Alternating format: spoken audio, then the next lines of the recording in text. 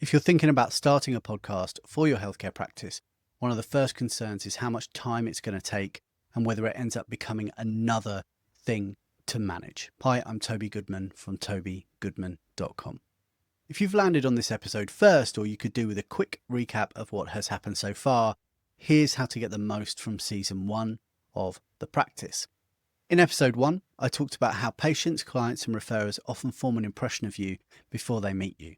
If you're trying to shape how you're understood, that's worth checking out. In episode 2, I covered how to position your podcast so it actually supports your practice. A good one if you're early on, or making sure this reflects how you really work rather than becoming another marketing task. Also really good if you're involved in a rebrand. In episode 3, I looked at what you would actually talk about on your podcast, helpful if you've been stuck wondering where to start or what your episodes would even be. In episode 4, I showed you how to turn everyday conversations into episodes, well worth a few minutes if your time is already stretched and you don't want to sit down and just create content from scratch.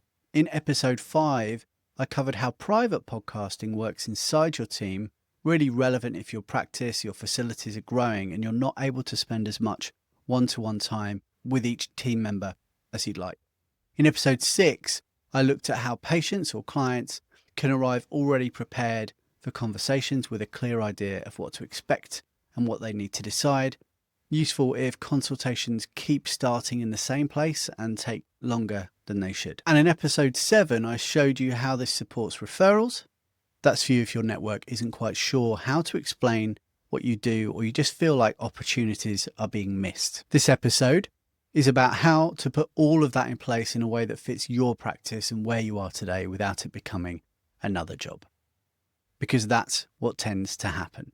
You start with an idea, record a few episodes, and then you end up with something you kind of have to begrudgingly keep feeding. And that's really not what I'm about, but that's where most people stop.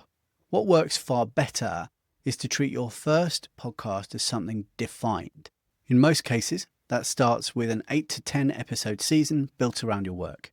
Each episode has a clear job, something your patient or client needs to understand before they meet you, an asset your team uses to hear directly from you, a way a referrer can share with confidence. And importantly, it has an end point. You build season 1, you put it in place, and you start using it straight away. If you want to carry on and keep podcasting, you'll have a workflow in place and you'll know what's missing.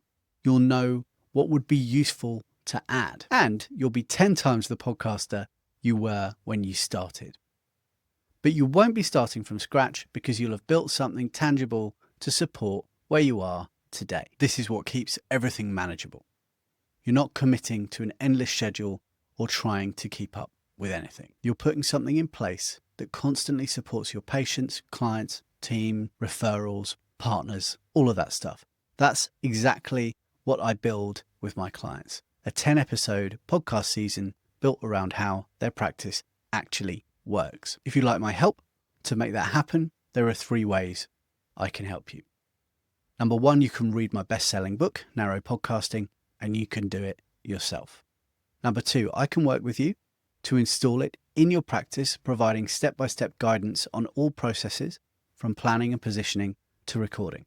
This is where you or your team learns how to run your podcast, do all the recording, so it becomes an internal thing, part of how you communicate going forward. Finally, number 3, you can have it built with you and for you by working with me as your coach, and also using my team to edit and do all that technical stuff you'd rather not get involved in.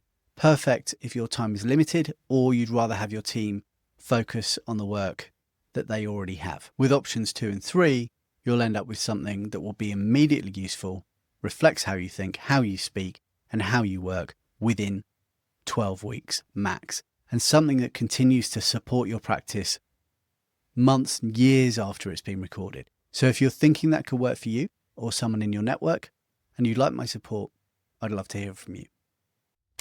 Thanks so much for listening. For more episodes, resources, and how this can be applied in your practice, including ways I can support you, head over to tobygoodman.com/thepractice.